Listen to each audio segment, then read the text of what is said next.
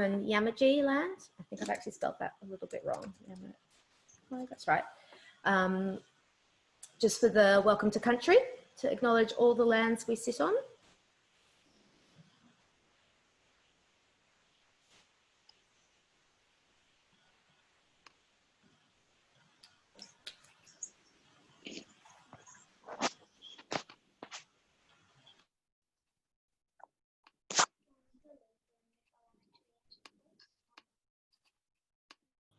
What time?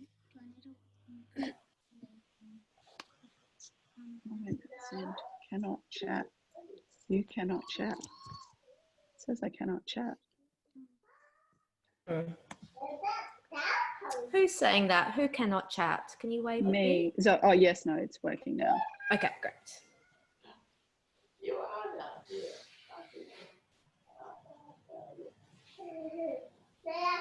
Is it, do you pronounce it Tongarong? Anybody from there? Is it Tongarong or Tongarong? Tungarong. Tongarong. Tongarong.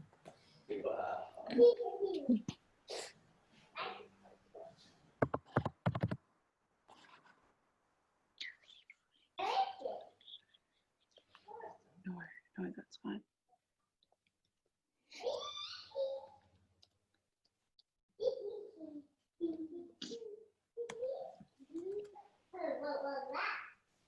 You can hear a child having a great time somewhere across this country.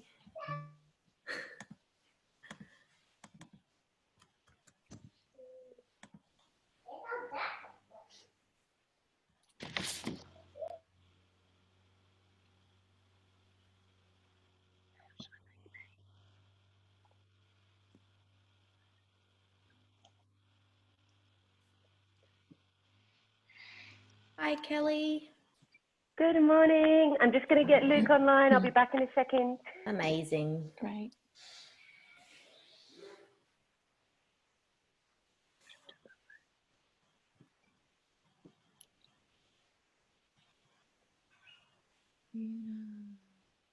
Hi, is it Lakia? Good morning. Good morning. Hey, Frank. Hi. Sorry I'm late. No, you're not late. It's all good. Thank you. For those who've just arrived, if you could type the land that you're on at the moment, that would be amazing. Just in the chat.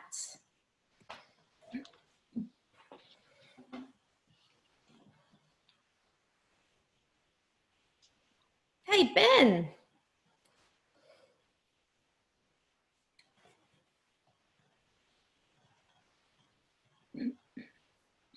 Hi, Ben. Oh, your audio is not working.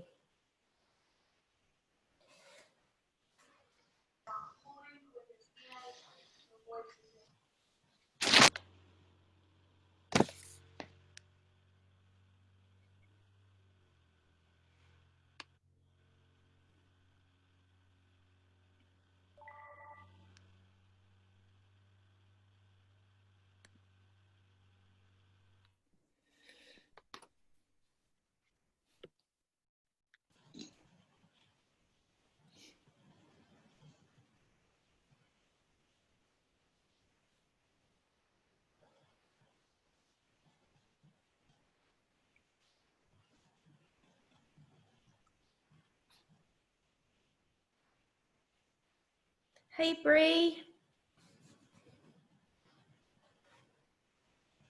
Hey, Alex. How you going? I'm Long good. How are time you? no see. You yeah, too. I'm good. Nice to see your face. Yeah. Yeah. Ben, did you get your microphone working? I did. Can you hear me? Whee! Yes, I can. Excellent. Good work. Nice to see your face too. It's been a long Yeah. time. It has.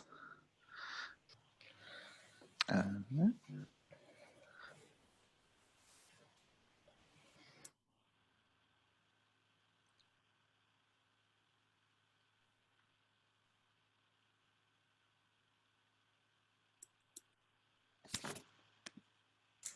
think that's Steph just logging on and Alicia, hello. Hi. Hi. We're just typing in the chat the land that we're on today.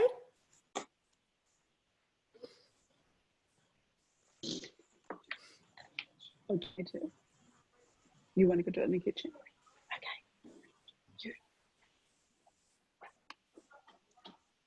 Hi, Jackie. Hi, can you hear me? I'm a bit, Yep. oh, I awesome. can hear you. Good work.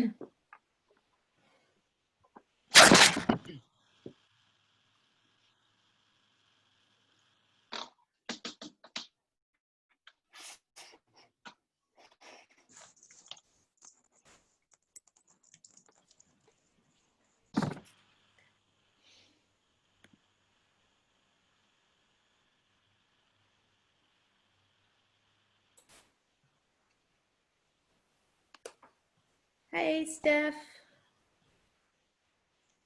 That's Steph, maybe. And hey, Stephen. Hello, good morning. Good morning.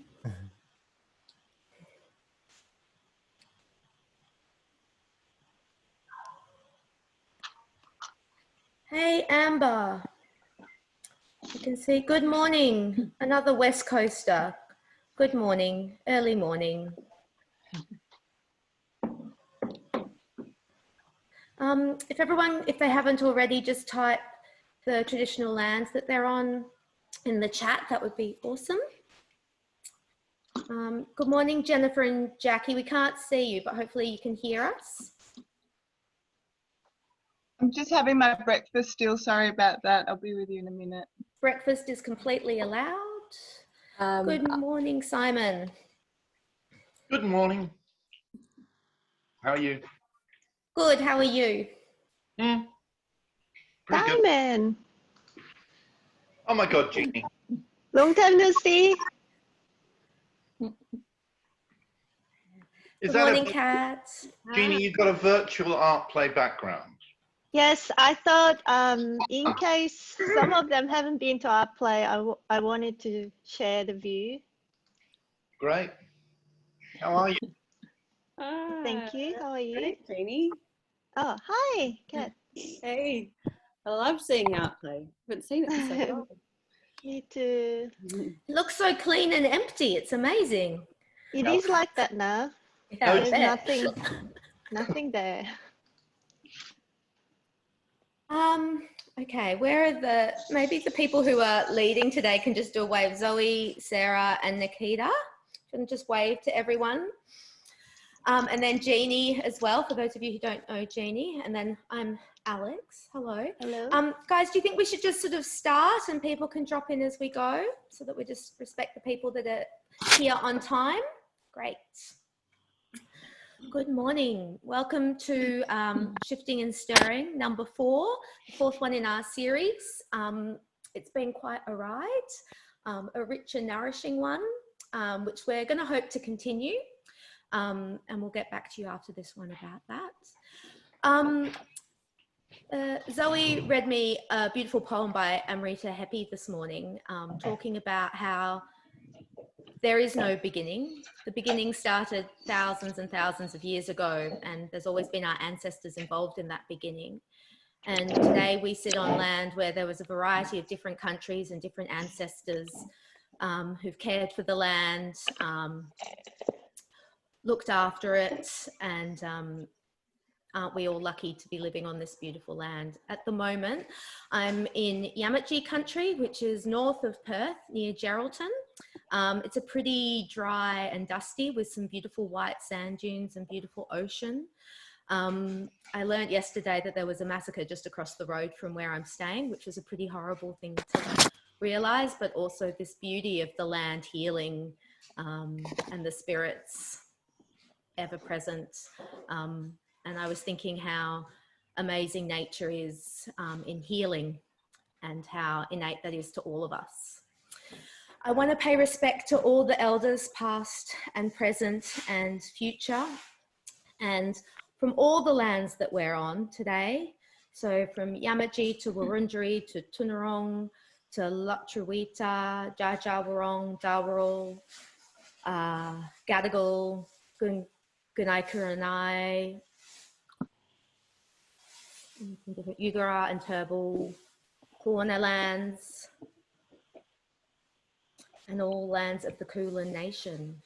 and the Eora Nation as well. I heard somebody mention before. Today's artists are three beautiful artists based, well, I'll let them introduce themselves and where they're from because they've moved a bit since last I saw them. We have beautiful Zoe and Sarah and Nikita. I'll hand it over to you guys. Alex. So here we are together on this dot, nearly as small as nothing. And we are so glad you are here today. Sarah and I are on the land of the Tungarong people of the Kulin Nation. And Tungarong country is on the upper reaches of the Golden River to its tributary north of the Dividing Range. And I today am sitting facing west, facing the Campaspe River, Borragum. Sarah is facing south, also towards the same winding river. And Nikita just moved north. She's on Judja Warring land, but she's facing south back towards Wea. And here we all are. On this land that's been continuously cared for by the traditional owners and custodians for over 2,000 generations. And here we are together in this space where time is stretched or shaken or paused. And we wonder if we even follow the rules of the space-time continuum in these Zoom spaces. And together today we can slow down and notice things with gentle paths, and Nikita, as you can see, she's here. She's got two screens because she's going to be doing some reflections and responses throughout the session. Nikita is a member of the multidisciplinary art collective, The Scene. The other members are Alicia Stafford, Marty Thorpe, and Liz Francis. And Sarah and I have been in a creative conversation with The Scene for many years now and make work together, as we are also with Carolyn Bechervaise, who might be joining us today as well. And today together we will do some reflecting, some questioning, and we're going to share a little bit of some work that we've made recently in isolation. And to misquote one of our favourite poets, David Whyte, we're all coming to this session today with our own expectations and assumptions of what will happen in these next 2 hours, which provides a great opportunity for extreme disappointment, and therein lies the adventure we are going on together. And as a group, we might feel it's right to have our microphones off, or there may be times you want to share the sound of your space, share it with our shared space today. And Sarah and I are going to be taking turns. We'll be sharing roles. So you might want to watch our screens. You might want to pin our screens. Do you all know how to pin a screen if you want to focus on one? I'll just show you. If you like to know, if you hover over someone's screen, and then you'll see there's 3 little dots on the top right of that screen. And if you press those 3 dots, you can stop the video, or you can pin that video so it will become bigger on your screen. And you'll also see that it says rename there, where you can actually rename your screen. And we're going to play with that today in one of our tasks. You might want to look at someone else for the whole session, or turn this into a purely audio experience, or look out the window. We invite you to follow your curiosities today. And now, to settle into our space, we invite you to take a moment to just look around where you are. And can you trace the thing that is perhaps furthest from you? You might not be even able to see it. But could you trace it in the air?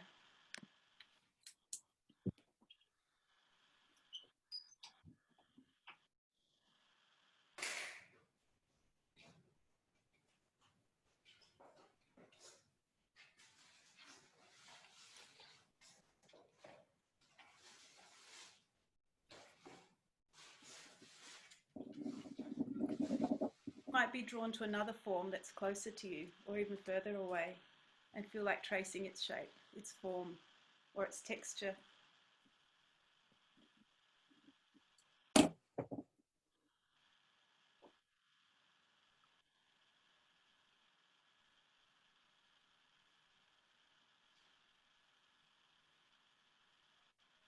Might be drawn to tracing some architecture near you,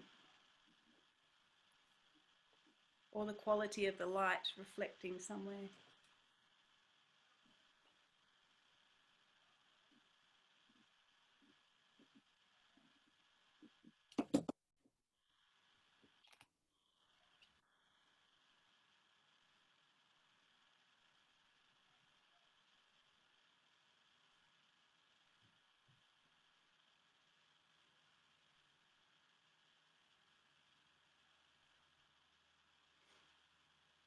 You might be drawn to tracing this tiny version of yourself you can see on the screen, or someone else's architecture.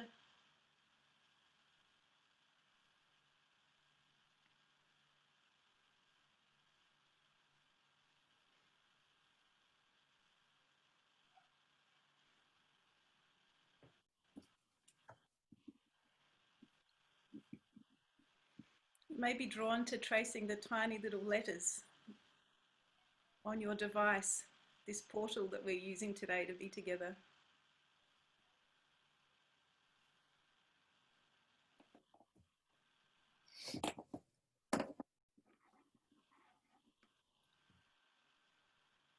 You may want to trace the space you are actually inhabiting.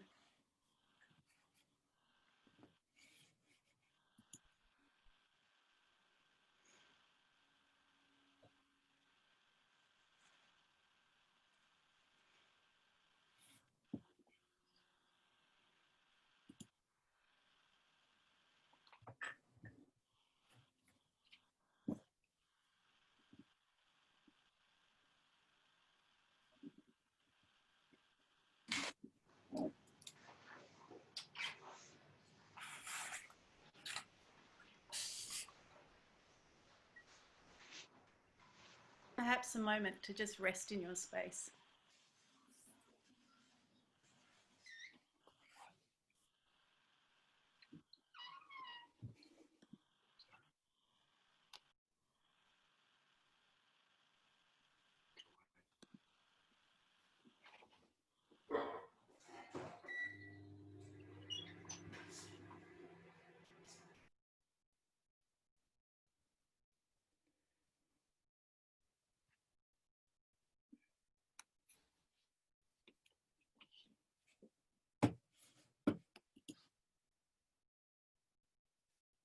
Thank you, Zoe. I'm over here if anyone can see me. No, we've got a couple of screens going, so might not always be obvious to you at first.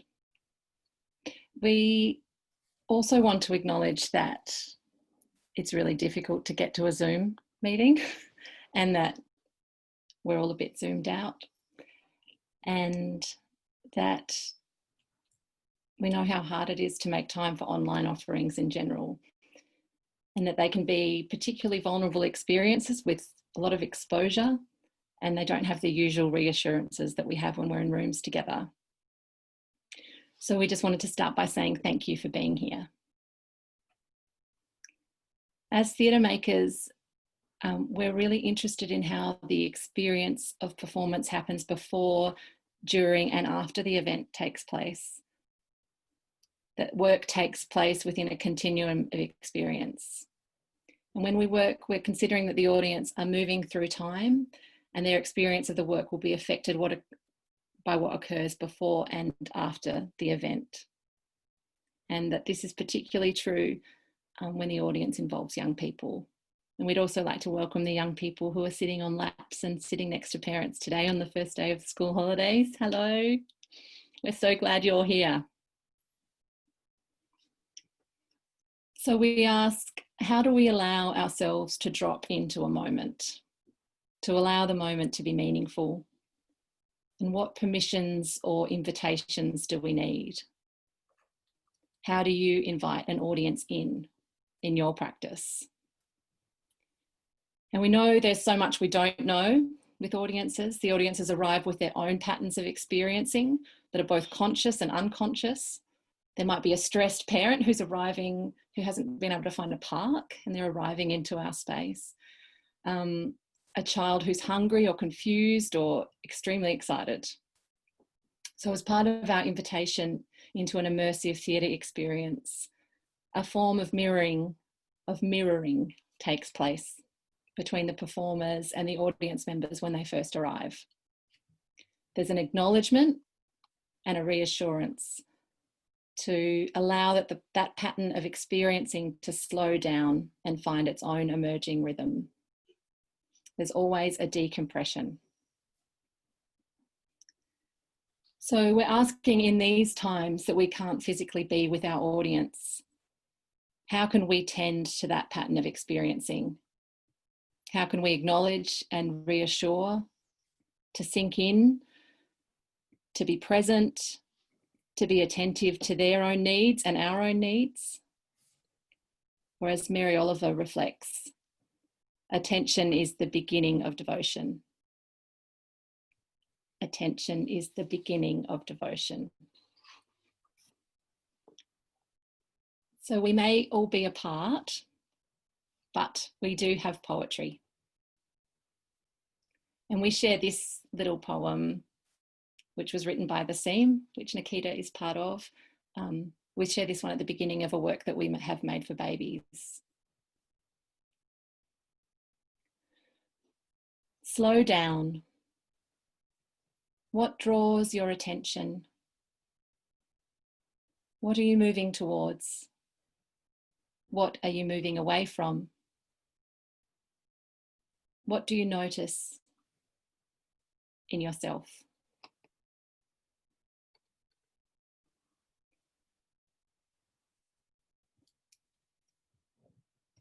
What are you moving towards?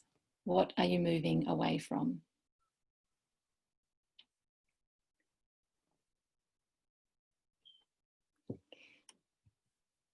In a moment, Jeannie, our tech whiz, is going to move us into breakout groups of 3 or 4 people.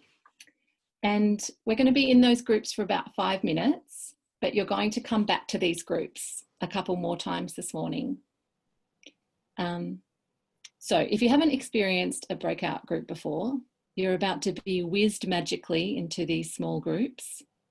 There'll be people you don't know there. You might know them, and you'll talk to them for a little bit, and then you will be whiplashed out of there in this magical void back into this big group where we'll all be jumbled up and not in the positions we are right now. So it can be a chaotic experience, but it can also be a beautiful one. There'll be a countdown just before we come back in. So the choice is always yours, whether you try and finish your sentence or enjoy being cut off halfway through a very important, brave insight. That's up to you. Hey. Hello.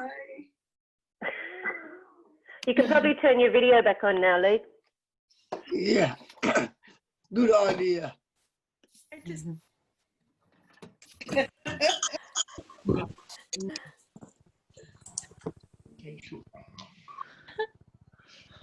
Back to reality. Reality. I'm in the same spot. Wow.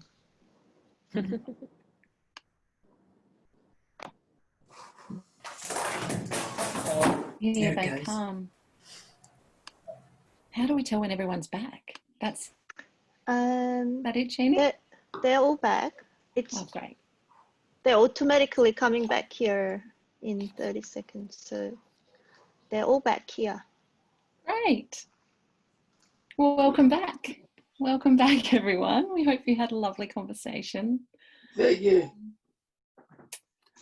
I wonder if there are words or phrases from that conversation that you just had. If there are any words that are staying with you. What did you notice in yourself in the conversation? What stays with you from what your colleagues shared? I invite you now to use the chat function that we shared the lands that we're on earlier, just to get the chat back up and start typing words that are lingering in you. We may do this for a little longer than feels comfortable, about 3 minutes. And That's allow the all. words you see scrolling past you on the screen to remind you of other moments in your own morning or other words you heard from the group. You may prefer to say your words if you'd like, or respond physically. And we've already begun.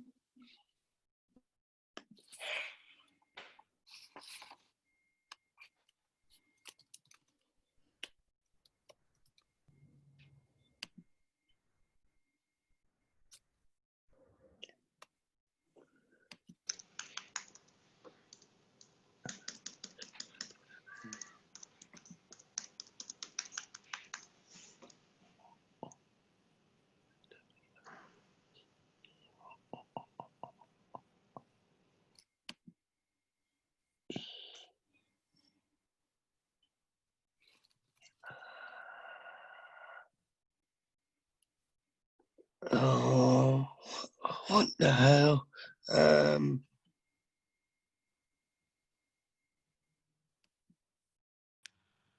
Do you need help, Luke? Yeah, I do, please. Talk to me. What do you want to type in? Water. Water? On it. Yeah.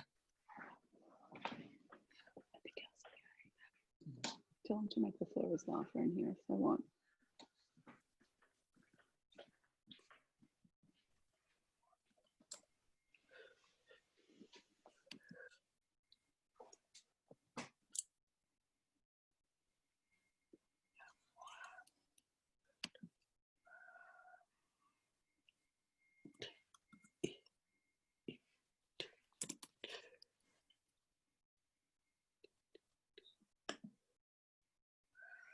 That's like what let me.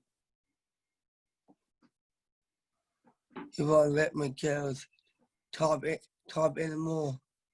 Hit the chat. Have you hit the chat button, Luke? The little thought bubble down the bottom. Well, I hit the people or chat in a way. Yeah. I You hit can that only now. chat.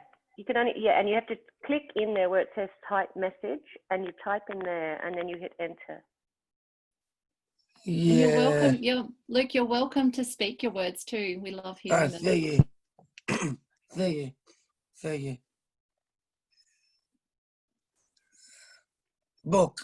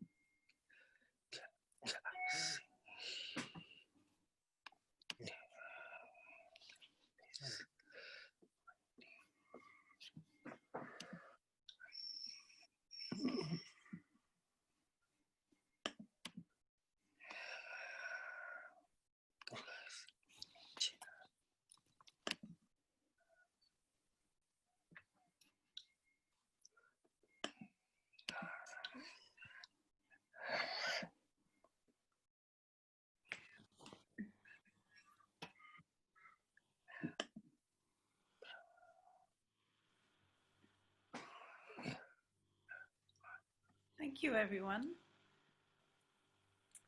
We now invite you to spend a couple of minutes to sort of finish settling into this space. I was wondering if we could call on the focus and intention that you use in your practice, you know, those moments when you just know how something has to be. And to use that focus and intention to just see if anything in your immediate surroundings needs arranging or changing or tweaking. Perhaps something wants to be closer to you, or two objects want to be further apart. Perhaps you want to do something with your candle. Perhaps you need to think about temperature or thirst. So we invite you to use almost as a slight ceremonial act for a moment, to use your creative intention, your intuition, to just see if anything needs to happen directly around you to feel settled and grounded in the space. And we'll spend a few minutes doing this, and I'm going to play some quiet cello in the background because that helps me settle into a space.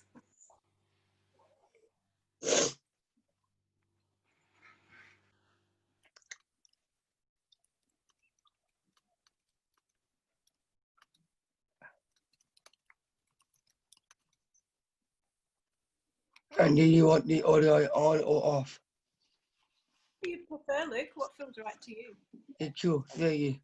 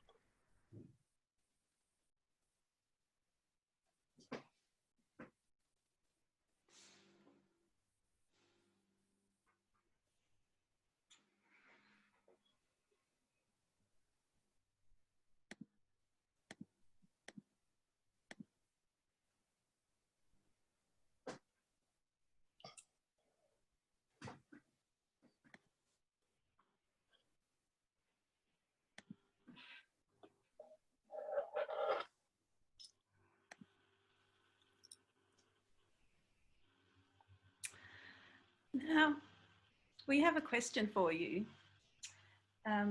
So you can get, if you have your A5 piece of paper, we're going to use that in a moment.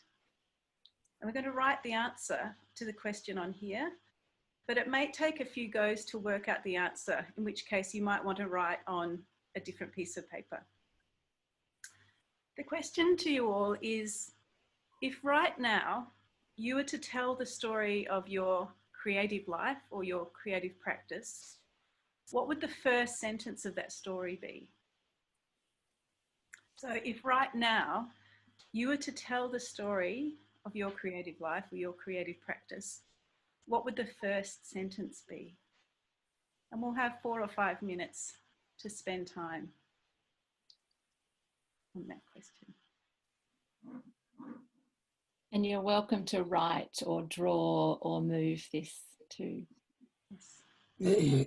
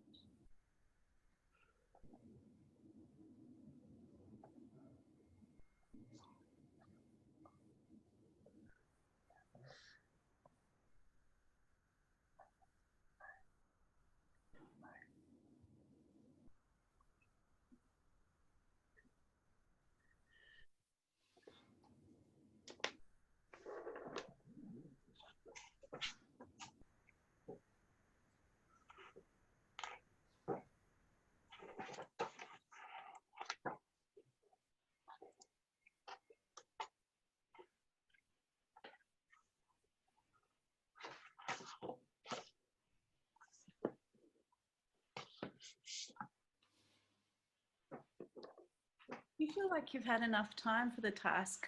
Could you maybe do a hands up or a thumbs up if you have had enough time for the task? It's all right. So we'll have a little bit more time so everyone can feel like they've had the time. Yeah, that'd be a good idea.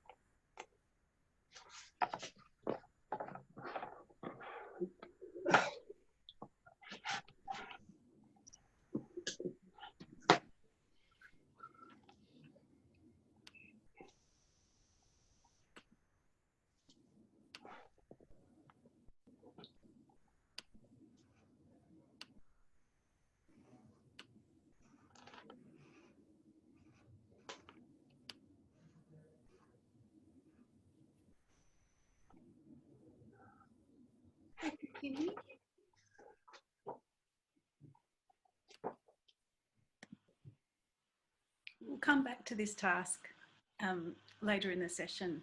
Yeah, cool. Sarah. Thanks, Zoe.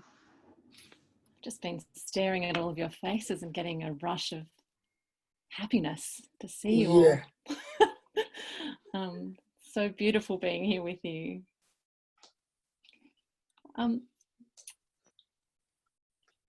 We've called this workshop Creating Relational Theatre in Homes. So we thought we should give you a definition of what we understand by the term relational theatre. It's a term we've sort of been working on for a while, and our collaborators, Zoe and I and our collaborators, have all come to this as a definition. So for us, relational theatre making encompasses more than the relational space that we aim to create. The relationship of child and parent is at the centre of our creation process. Every decision is attentive to the dynamics of that relationship. All artistic elements, the performance, the lighting, every installation piece, have been carefully chosen to respond to the question, what would a space look like that holds the parent-child relationship at its centre and leaves space for a moment of transformation in that relationship? So the question again is, what would a space look like that holds the parent-child relationship at its centre and leaves space for a moment of transformation in that relationship? So when we create work for families, we always say to parents that we believe every child enters the space in exactly the right way for them. And by following their lead, we can learn a lot about them and ourselves. It is the dynamics, the push and pull, the qualities of that relationship that leave us with so much to explore as artists and as a community. And if our hope is for audiences to get to that place, to the place of a present push and pull and an honest interaction and transformation, it can be a real place of fragility.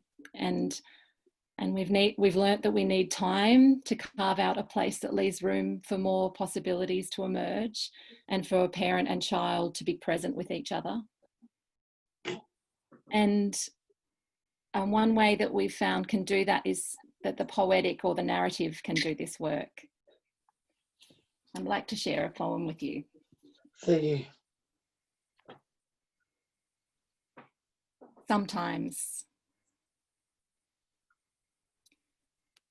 Sometimes if you move carefully through the forest, breathing like the ones in the old stories who could cross a shimmering bed of dry leaves without a sound, you come to a place whose only task is to trouble you with tiny but frightening requests. With tiny but frightening requests, conceived out of nowhere, but in this place, beginning to lead everywhere. Requests to stop what you are doing right now. Requests to stop what you are doing right now. And to stop what you are becoming while you do it. Questions that can make or unmake a life. Questions that can make or unmake a life. Questions that have patiently waited for you. Questions that have no right to go away. Thank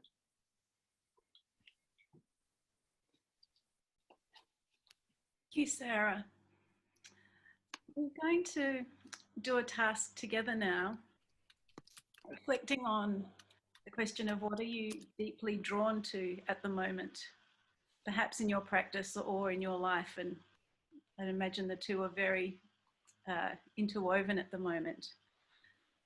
So we're going to be invisible to each other so we can be alone together. So we're going to turn off our video cameras and we're going to use the renaming function on the screens, following on from the beautiful work Frank did in the last shifting and stirring session. So if you can turn your camera off, stop video, and then you see where rename is. And in there, you can type words, phrases, sentences, sounds, anything about longing. What are you longing for at the moment? What are you deeply drawn to at the moment? So we'll do this for about 5 minutes. But let's feel the moment where we begin this task together, where we go from stillness into a response. And we'll go for about 5 minutes. And then let's intuitively and collectively feel the end of the experience as well. And then at the end of the experience, we'll find the moment where we might want to become visible again and turn our cameras back on. If you would like to speak words or again move, you may respond in any mode that you would like. Yeah.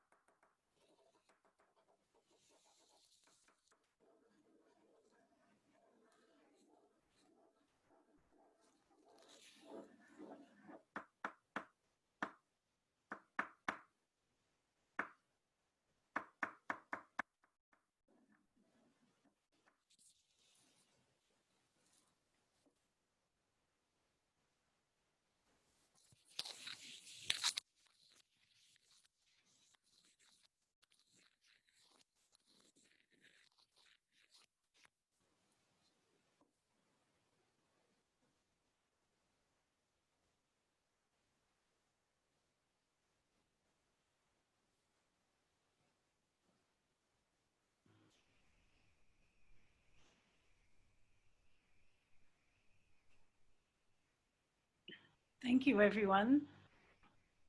Thank you for bringing in so many different elements into that then. And I encourage you to continue to draw anything into this space that feels like it wants to be in this space. We're going to have a break in a moment, but before then, we're just going to share a little bit about our practice, but neither of Sarah and I feel that comfortable talking about it. So I thought I might ask Sarah a question that I'm interested in about her practice, coming from this sense of longing, this question of what are you longing for?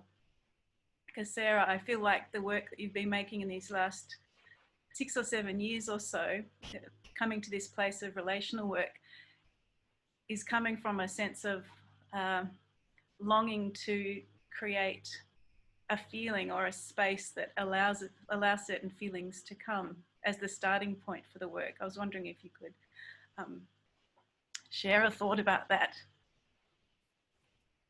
Yeah, I think that's pretty, just seeing everybody's longing just then, you can see all of the seeds for work in there. And I think that's where many of us work from a desire to create what we're longing for. We created Rain when I had a little baby. We created a work for babies when I had a baby and needed a communal space to celebrate and nurture that new life. And I think I'll just pop up the work that we have just made. Zoe and I and a team of collaborators called Mountain Goat Mountain. And we've created this piece in lockdown. We created it entirely in lockdown. In fact, it looked exactly like this with just the 5 of us on the screen, all of our creative development. And all the parents we were talking to during lockdown were with their family all the time, but weren't feeling like they were deeply connected to them. And so, and we were feeling that as parents also. And then we were also hearing other longing from venues that we collaborated with on this work. So the theatre companies that were having to just talk to artists to cancel their work or to postpone it, and they were having a really hard time doing that as arts administrators. And so there was a deep longing to create something from them too. And yeah, we heard from families that they were longing to have a experience together that could carry them through, that they wouldn't have to drive the piece, that they wouldn't have to find all the art supplies and do all the work that was stressing them out, because a lot of them were homeschooling at the same time. So as artists, we were trying to find a way to create a work that would have less resistance in it, that would invite calm and carve out some space for families to be together and to find a new language to be with each other. So one of those things, it was really important for us that it was a really beautiful piece, and that even the website was beautiful. So we collaborated with Nikita and Liz, who aren't web designers but are visual artists. So they made the website for us. They somehow figured out how to do that. And so do you want to talk through the sound? Well, I suppose the things we've been thinking about when we make work, where audiences are together, we've talked a little bit about the decompression and allowing families to settle into it. And we spend a lot of time thinking about how can we allow that to happen when people are in their homes having the experience together, and there's so many variables that we can't predict. And one of them was to have a sense of slowing down through the website, through text and imagery, several stages of that, to then get to the experience, which is audio-led, because at the time we were all feeling very tired from looking at screens, and felt that sharing a screen together is complicated and often parent or adult-led. And we realised that with audio, it's it allows for everyone to drop into their most creative self and perhaps a less self-conscious space. And that once there's audio, you can get away from the screen, because we spend a lot of time thinking about, for access, we need to share this through a screen, but how do you create that moment of stepping away from the screen and having enough information to then be able to have an experience where you can trust your instincts and not be worried about whether you're making the right decisions or the wrong decisions, whether you're getting it right, you know, which is so often an issue for adults when they're experiencing, especially an immersive work in public. And that then the space can transform through the sound rather than the visuals. We do some seeding with the visuals, the beautiful visuals here, but then the sound, the vibration is doing the work. So we'll take a little break now, do you think, Sarah? But then when we come back, we're going to play you a couple of excerpts from the work. Oh, where did the name come from, Jen? Thank you for that question. This work originally came from another work which was called Mountains of Kindness, which we started working on last year. And it was a work that, it was Nikita's idea to run some workshops in Kyneton, the town where we were living, to run a school holiday project where we would collect lots of blankets from op shops and then have some kind of creative workshop where children and their adults were doing stitching, knotting, tying, playing with that material as a way to think about kindness and mountains of kindness, how and what experiencing kindness does to you in terms of building up resilience and solace. And then those blankets were going to be donated back into the community for people to use. And that then morphed into the actual workshops we did was for children that were beginning kindergarten or school. And it turned into actually looking at the ways that children navigate the world, what kind of explorer they are, and how they map kindness along the way. And that was a workshop that was quite Pina Bausch inspired. There were lots of sort of performative tasks that the children and the parents did together and separately, which then was brought together at the end into a performance. And it looked at ways for adults and children to check in with each other when you're together, but also when you're apart, and looking at the different modes of that verbally, physically, having secret languages. We did a lot with flags, tying flags and hoisting flags. So we're looking at building up a range of secret, special, loving communications between the children and the adults to really sort of bolster that invisible elasticity that is the experience of the child and the parent as the child gets older and starts to move in more and more spaces away from the family home.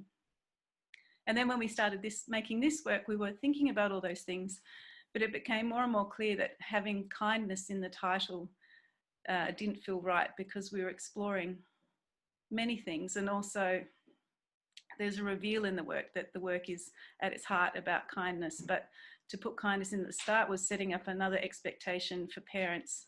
And we try to be so careful to not set up expectations for the adults so that they are feeling any kind of pressure to be making the right decisions when they're experiencing the work. We didn't want them to have to feel like they had to be kind if that wasn't where they were at. Yeah. Yeah. So why don't we have a 5-minute break and stretch and refresh, and then when we come back we'll play you a couple of excerpts, and you're going to work with your breakout group again. Your breakout group is going to be your family group experiencing Mountain Goat Mountain. So thank you everyone. We'll see you in Thank you. Yeah, 5 minutes.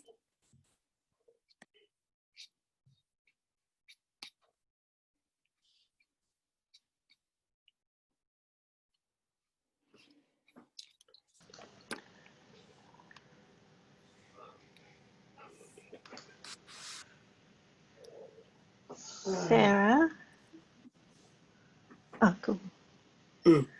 Sarah, could you read my chat? Yes.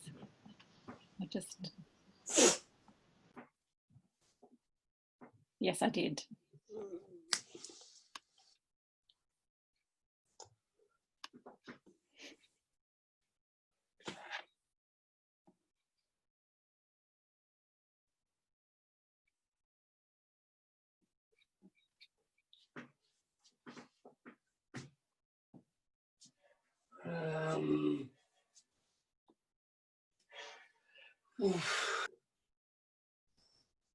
What time is it?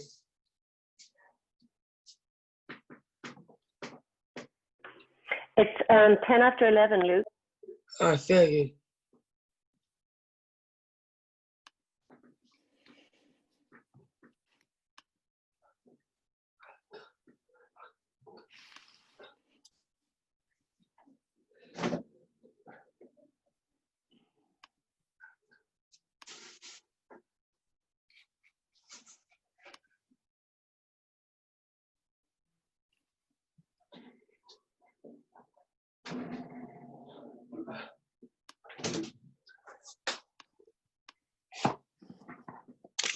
I really it does sound right, and I did die. I did. Awesome.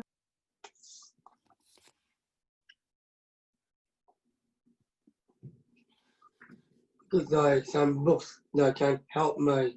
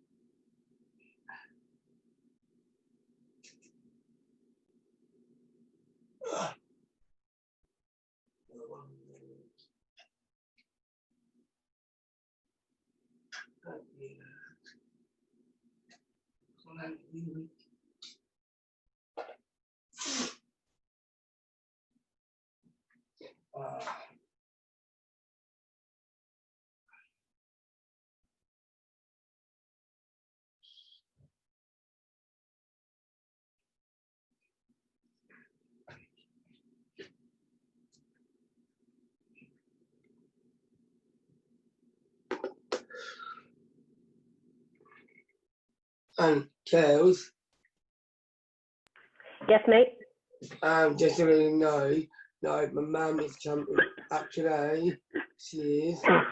No, to get me to the doctor is. Excellent, mate. That's great news. Feel free to have her call me when she gets there if you need, okay? Yep, all right.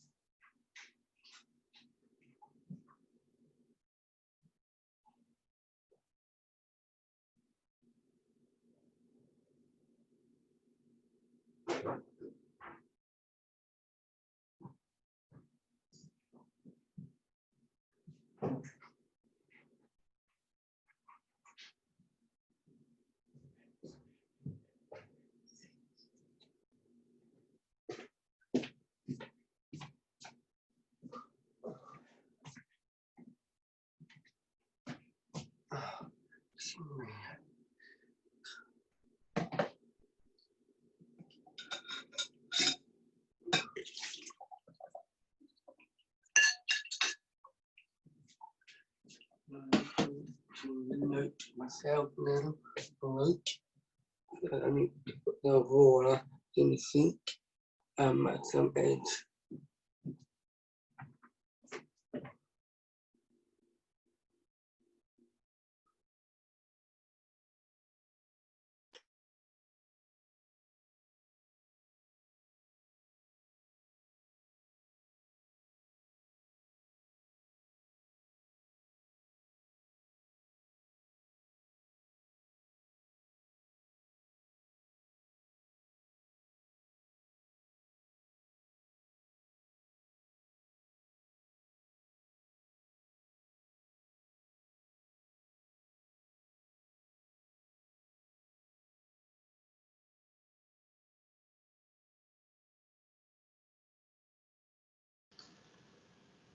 When did we start? break.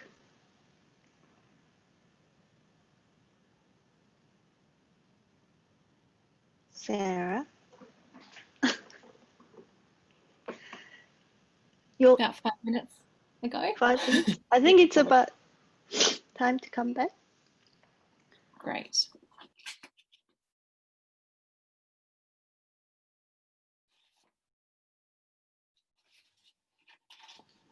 How do we know when everyone's back?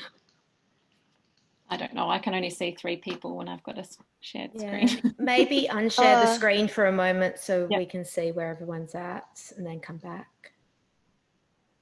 Good thinking. You can display a grid of people while you're Can you? sharing the Sorry. screen, but you can't see everyone when there's this many people. So Also, Learning, so much learning. also, a lot of people are still acceptance and stability and breath. Mm. Isn't that nice? I love that.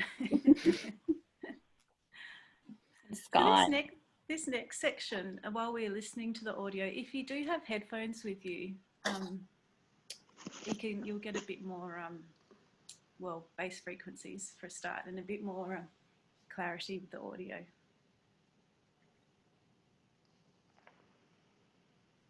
So we're going to do that. We're going to, I'll share my screen again.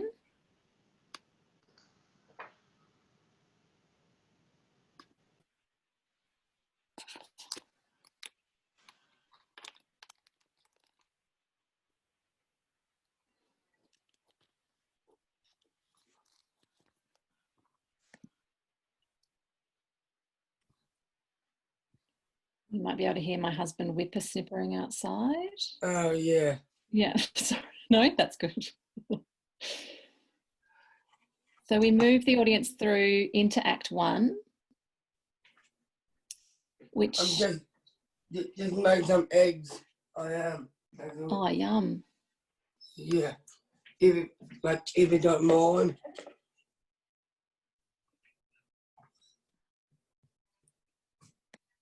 And Act 1 is the setup for the show. So the families work together to set up their space. Yeah. And we start with the costumes, which I'll play to you now.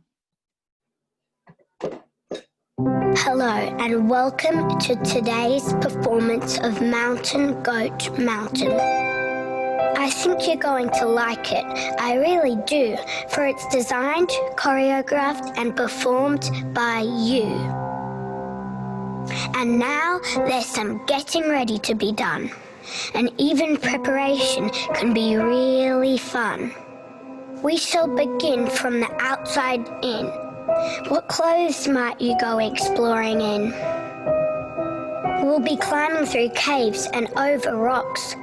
Perhaps you'll be wearing a hat or woolly socks. Can you each find some clothing, a costume to wear? For when you're adventuring in the mountain goat mountain air. When you're all dressed, come right back straight away and we'll create a character to meet along the way.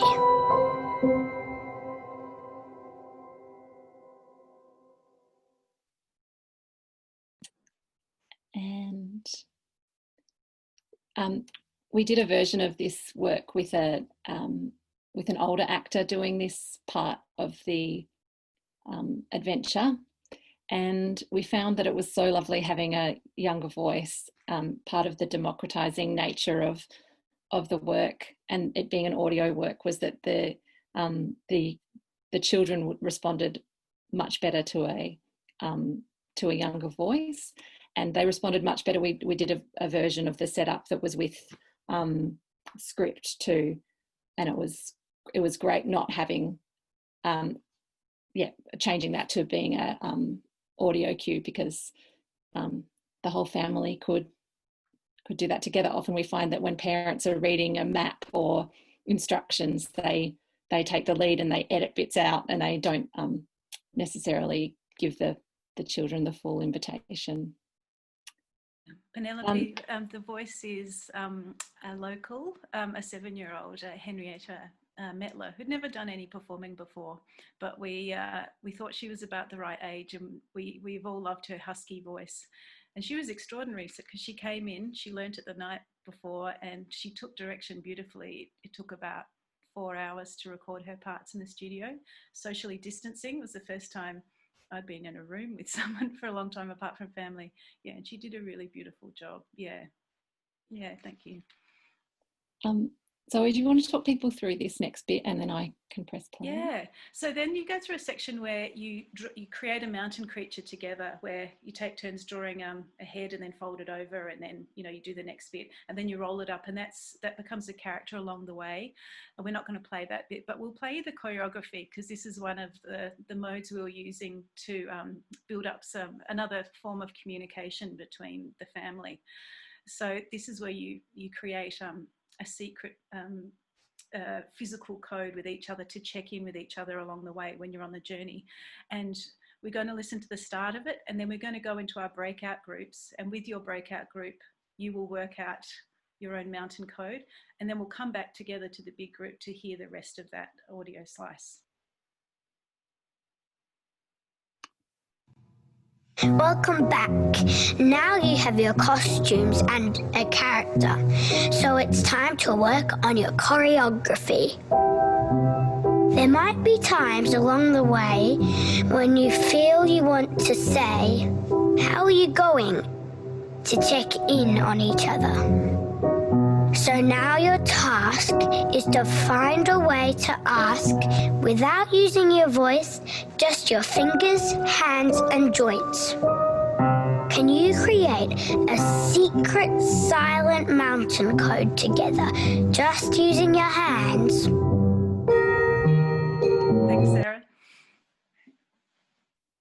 So we're going to go into our breakout groups, and you've just got a couple of minutes to work out your mountain code with your fingers, and then we'll come back together and hear the rest of it. Thank you, Your Jenny. fingers, hands, and joints. Oh, yeah, that's right.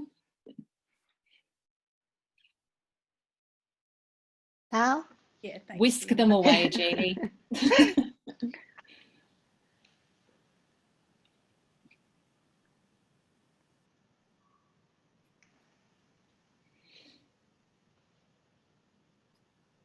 Eva. Eva? She doesn't have a room.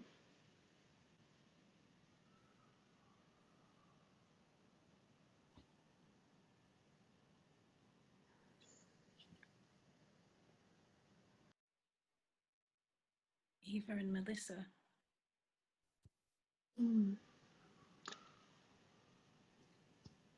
So it's 11:23. How long is this session? 3 minutes. I've just realised when you're seeing my screen, you can't see everyone else. If we're sharing that bit, they won't be able to see each other to do the code. So you can stop sharing. But will it still play? You can play just sound. So okay, what so you if do I just is go what into you do is yep. click share screen, and then instead at the top there's advanced. Yep.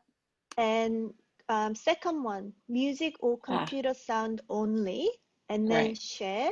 And when you play it on your screen, only sound will play. So I'll try that now. Yep. Good. I might play it until we're to the right spot anyway.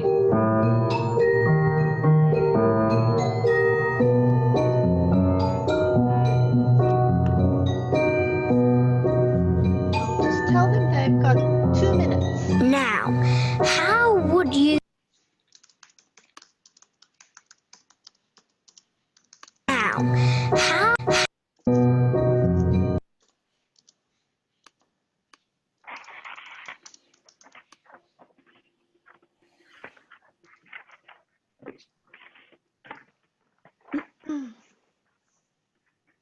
And Sarah, if we need to cut something, we can cut the candle. Yeah. And maybe Zoe's voice is a bit low. Is it? Yeah. Can't hear you that well, Zoe. Oh, I was quite quiet then. Oh, okay. They could do the candle while they're doing their final task, or they're doing their writing. Mm-hmm. We could change it to that. Because the next sound bit is coming from your computer, right? You'll do this bit and then I'll do the next bit. Yeah. I don't know what happened to Eva. Thank you for making so much sense. Yeah, I hope Eva's all right. Yeah, she's gone again.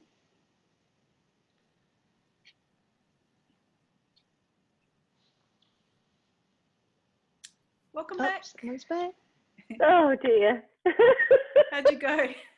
Great. Well, see, the first time we went in breakout, we decided not to see each other, just to hear. So this time, because we were doing gestures, we decided we can't talk. So we turned our mics off and had to try and communicate just in gesture. So anything could happen. That's fantastic. Oh, I love it. It's been 3 minutes. Should let's go. I call them Oh, back? sorry. I thought in I got 30? a little thing saying leave. I guess I left too early. Sorry. No. That's all right. That's strange. Closing them. They'll come back in 30 seconds. How's Luke doing? Welcome back. Welcome back, Luke. It's making eggs, so that was part of our thing. Yeah. Heidi. Welcome back. Yeah. We are back. Welcome back, everyone. Welcome. Welcome back. Oh, it's so nice to see everyone's faces again. Right, welcome back, everyone. Well, should we continue the audio? And if you can see everyone in your group, great. Or if you can just find one person in your group, let's get ready to try your mountain code with them. Across time and space. Here we go.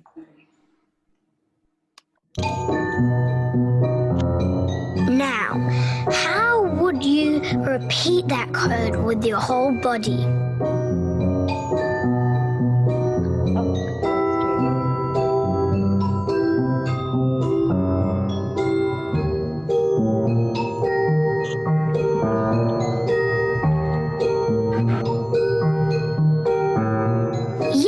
Yes. Practice your whole body mountain codes a few times.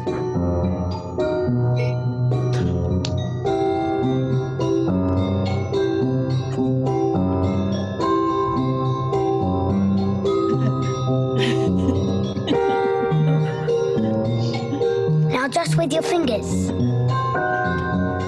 Whole body. Fingers. Whole body. Fingers. That is magnificent. You've got the moves.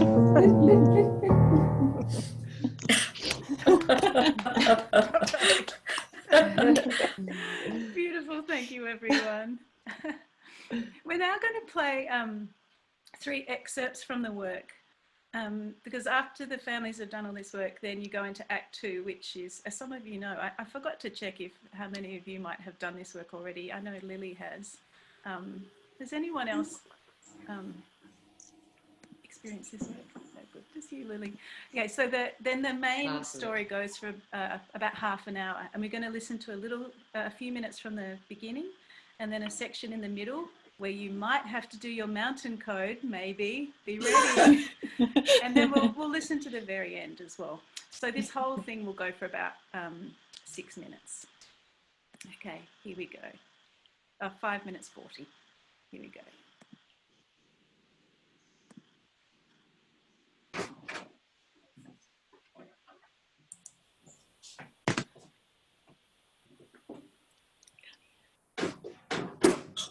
Can't hear it?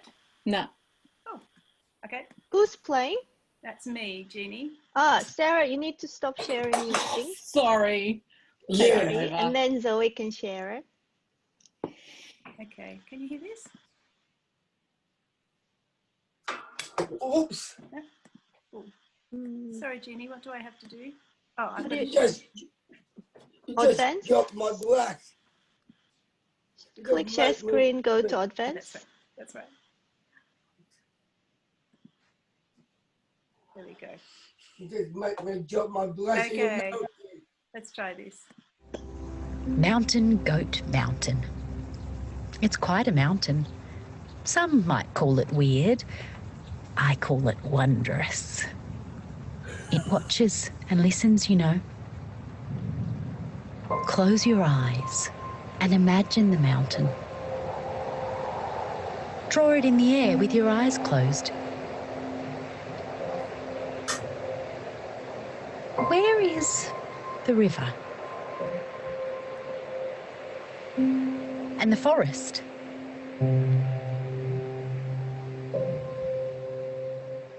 The mirror pond? And where are the rocks? And the cave? Share your mountain with each other by drawing it on the palm of each other's hand.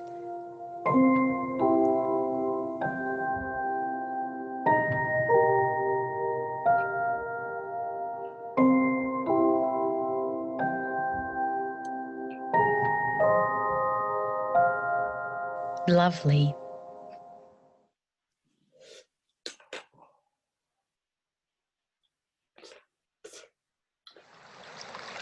Ahead, the river narrows. You will need to cross it. Who's brave enough to go first? You leap gently across it, landing softly on the mossy ground on the other side, in a spectacular rainforest. As you walk around the giant trunks of these ancient trees, you notice your legs are becoming heavier and heavier. Each step more difficult until eventually you can't move at all. Your feet are planted to the ground, just like the trees around you. Then slowly, your arms begin to rise and stretch out like branches, and you begin to sway gently in the breeze. You look down at your toes. They're getting further and further away as you grow up into the canopy. You look to your companions. Perhaps your mountain code will help you out. Together, using just your fingers, you repeat the code 3 times.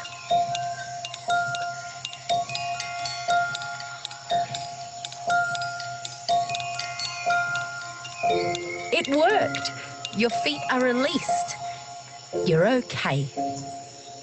You take each other's hands and make your way carefully through the trees, helping each other step over the giant roots and fallen branches covering the forest floor. As you clamber over the roots and rocks, you hear a whispering sound. You're doing really well. That's it. So strong. Keep going. That's very brave. The trees. That's it. They're whispering to you. That's the idea. You're doing a great job. Excellent. They're very encouraging. Good luck. Keep going. It's catchy. You can't help but join in. Whisper encouraging words back to the trees and to your travelling companions. Good luck. Excellent. You can do it. Doing a great job. Going. That's very brave of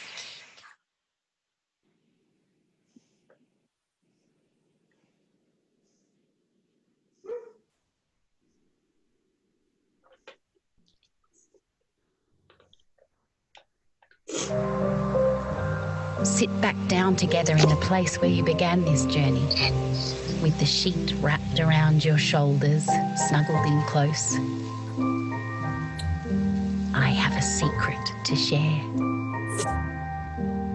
Your mountain creature has been watching you and listening to you, noticing how you've been helping each other, checking in with each other, making each other laugh, and keeping each other safe.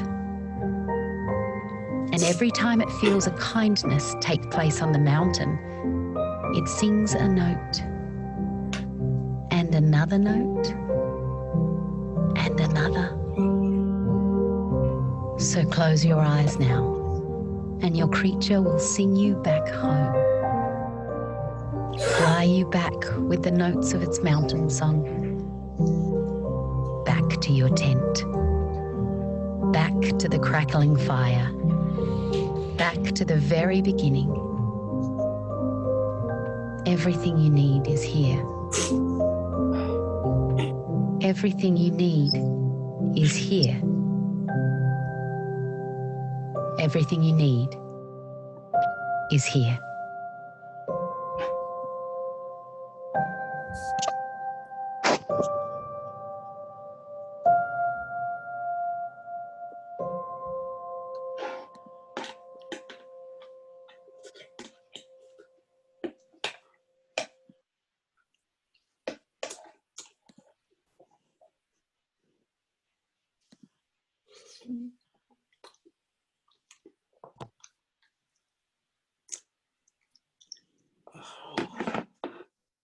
Thank you. It was so lovely to see you all responding. That's been the weirdest thing about creating this in isolation, is that we've never really got to see anyone do it.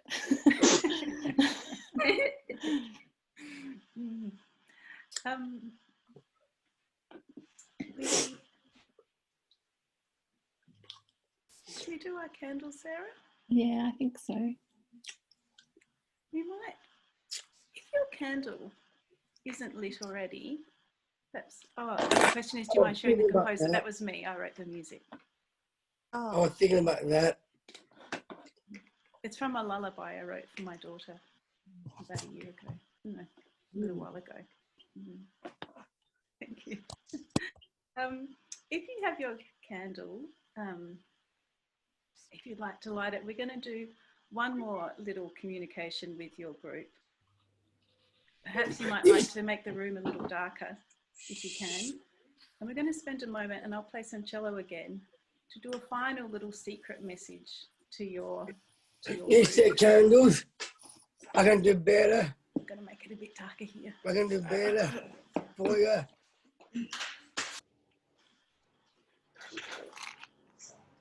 I can do better for you. I got a candle. Oh, but I got something better for you.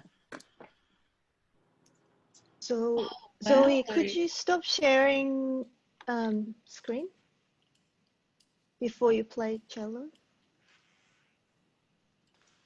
Thank you.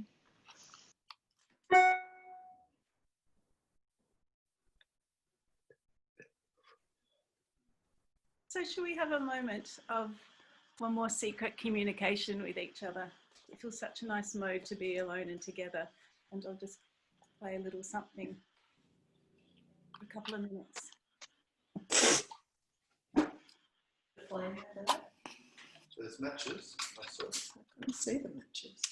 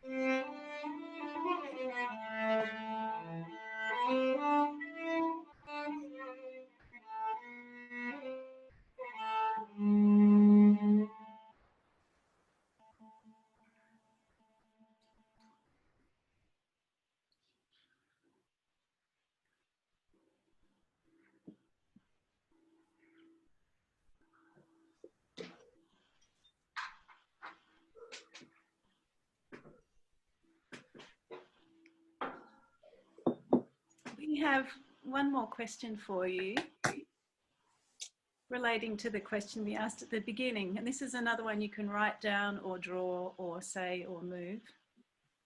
And the question is, if right now you were to tell the story of your creative practice or your creative life, what would the last line be? And again, you can write it on paper, and then you can put your final version onto your same A5 sheet of paper where you wrote your first answer to the question. So if right now you were to tell the story of your creative life, your creative practice, what would the last sentence be? I would have done mine. Great, Luke.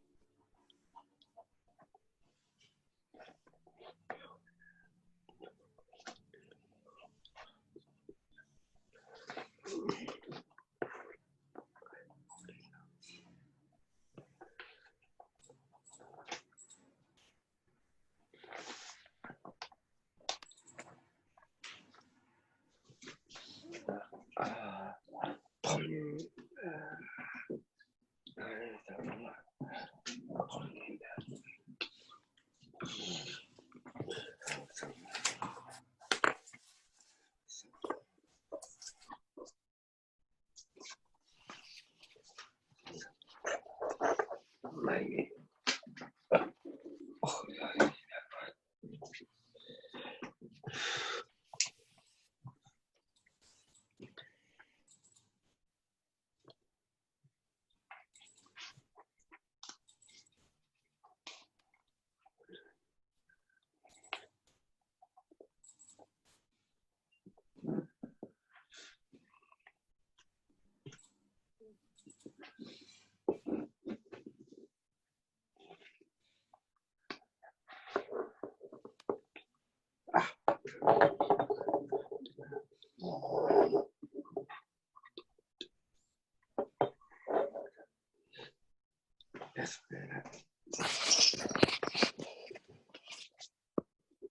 Have your paper with you. Perhaps you might like to roll it up and place it somewhere in the room or somewhere around the house now. to be discovered another time.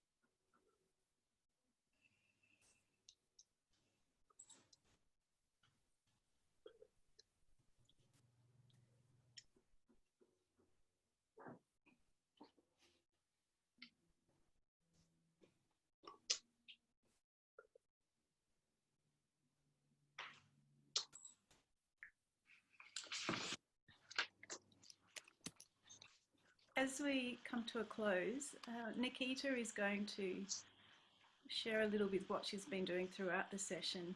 You might like to pin her video. Thank you, Jeannie. So this is going to be a response, a quiet response to what's been taking place.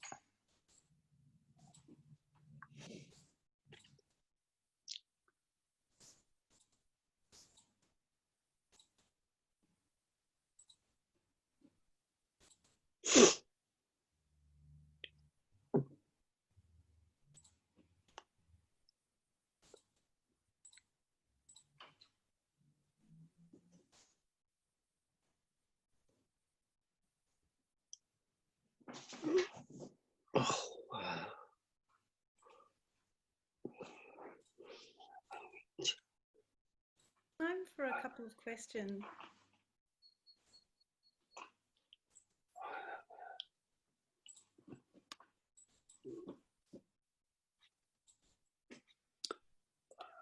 Casey, did you have a question, Casey? No.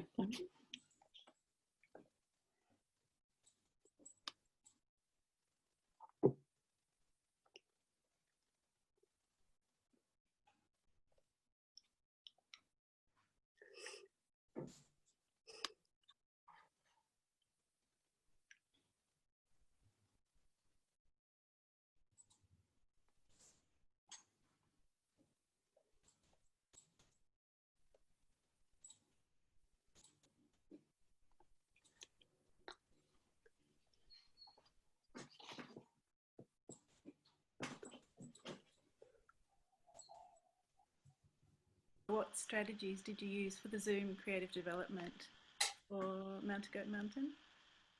We used Mural, the software, so that we could do clustering together with a shared document, and Mural was really fantastic. We can send a link to that if you like, because we like to do a lot of clustering in our work, and that allowed a way for us to all be able to do it together in real time and separately. And we also had a lot of time to play with our own children, so we would have ideas together and then we could go off and say, no, that didn't work, or our children kept feeding into the development, especially because we couldn't be with other people's children, so that was really lucky. And it did feel like almost like we were in a residency, you know, when you get to that state where you're all in a very similar space where you'll think of something and someone has thought of it as well, or your child does something that then gives you the answer to the problem you had with making the work. And we did a lot of WhatsApping as well, of sharing images and ideas throughout, and then everything would gradually get pulled together. And I love what Ben's just said, play testing. That was exactly it. That could sum it up, really. We did do testing with families and got as much feedback as we could. And we got fantastic suggestions and made some radical changes to the work due to their feedback. Yeah, and this was the third draft of the work that ended up on the website. So yeah, the feedback from the families and the testing with families was invaluable. Oh, lastly. It's learnings from Mount and Goat Mountain. I think one of the learnings at the moment is that families are still, you know, as the world is sort of easing a little bit in the restrictions, but families are there's still a lot of noise in everyone's heads. We found a lot of people are interested in doing this work, but the idea to even suggest another thing for the family to do, another thing to be done, can feel like a stress rather than a gift for the family. So really noticing that it's going to take a long time for families to feel calm, and for the the way that relationships have shifted between parents and children, especially if the children were learning remotely from home, that shift that happened in the parent-child relationship was often quite fraught. And so for parents to suggest to do something like this with their children can seem like another task they don't want to do. So yeah, we're trying to track that and see how. Well, that's the thing too, isn't it, with theatre, when you know there's a start time and you all know that that's what it is and you all go to it. How does it work when that isn't there and you're trying to find the right time when you're all ready to do a thing together? Perhaps there's never that time. Yeah. I have a question. I was wondering, the kind of families that take part in the Mountain Goat Mountain, have they experienced theatre before, or like, is there any first timers? Yeah, just want to know, like, who are the people that engage in your work? Yeah, it's a great question. Well, I've got a question. At the moment, because it's being promoted through 4 different theatre websites, so the Arts Centre and Dream Big Festival in Adelaide, which is Adelaide Festival Centre, and Awesome Festival in Perth, and HOTA, Home for the Arts in Gold Coast, all helped us to, gave us some seed funding to create it. And so their marketing departments are promoting the work. So a lot of the families are theatre families. However, we've had some, because we live in Kyneton, and we've had some media coverage in Bendigo, we're getting some regional families, and they're actually responding so wonderfully to it, because and we've had the feedback that they don't get to go to the theatre. So there are some real we are solving some access issues for people who haven't been able to go to the theatre but have really wanted to, that they feel like, because we use theatre bells and that feeling of foyer in the first act. So families whose parents have always gone to the theatre but haven't been able to take their children to the theatre have really enjoyed that. And we hope that it will find some families that have never experienced theatre before, because as we all know, it's inexpensive for us as regional artists. It's almost prohibitive to take our own families to the theatre because of the cost of parking and tolls, etc. So for regional and remote families, we hope that it will find its way into those communities. That's what we're working on at the moment. There's lots of failing and learning how to communicate the piece. That's our biggest challenge, really, is how to talk to people now about what it is. We've had 2 hours with you, but but when you have a one-liner, it's hard, and people expect video, even though we're calling it an audio work. There's a lot of people that still expect to have a video element. So it's a work in progress. If anyone has any ideas. Well, I've got a question though, about the century people though, more up the mountain in Wellington way up there. Yeah. No, because I know one of them live up century, I do, and her name is Georgia.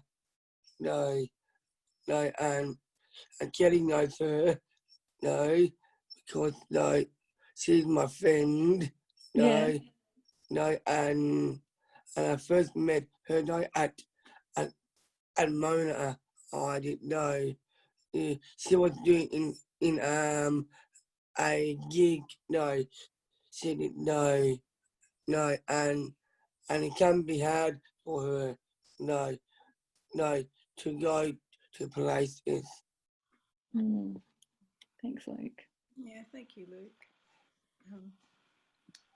Just one more answer to Bary, the question about do we get feedback. We have had great feedback from the audiences, and the thing that has been interesting is they talk about what the work has done to them as a group, which is really different to when you're trying to communicate a work about what it is. When we've been trying to explain that, and part of marketing is to say, what is this thing? It's an audio-led theatre experience for families to do at home, but what it actually does to the family is a harder thing to communicate, but we've had really beautiful feedback about that, very specific feedback. Oh, thanks. Yeah, Luke, the idea that people living in remote areas, yeah, we do have trouble getting to performance, yeah. We realise we've gone a little over time, and before we hand back to Alex, we'd like to thank you so much for your time, especially for a lot of you who are on the first day of school holidays.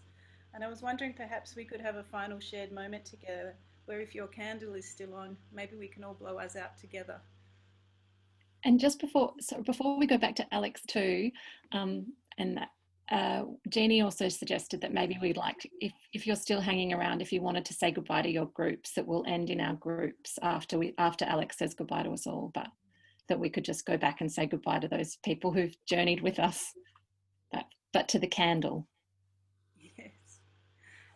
Luke, would you like to count us in? Could you give us a 1, 2, 3, and then we could all blow out our candle perhaps? Yeah, cool. 1, 2, and 3.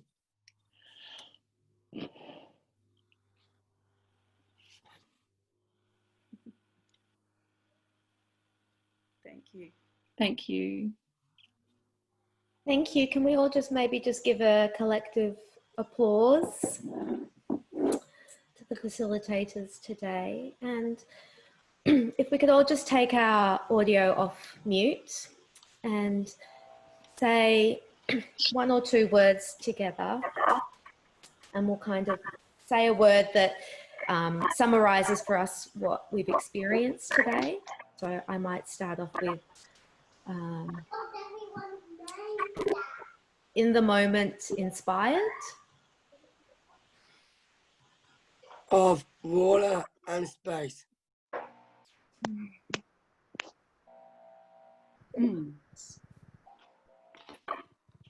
Hand codes. Held. Joy. Held. Motivated. Optimistic. Grateful. Nourished.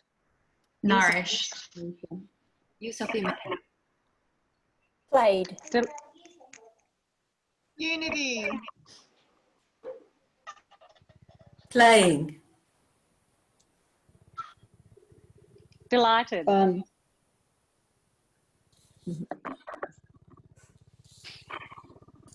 Held.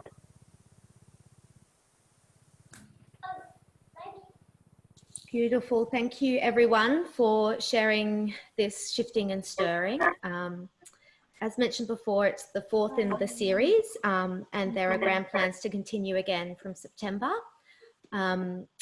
We'll send out all the information. I'll also be sending out a little survey. It'd be great to get your feedback and any, we've really tried to keep this in the reflective practice mode. So your feedback is going to drive what happens next.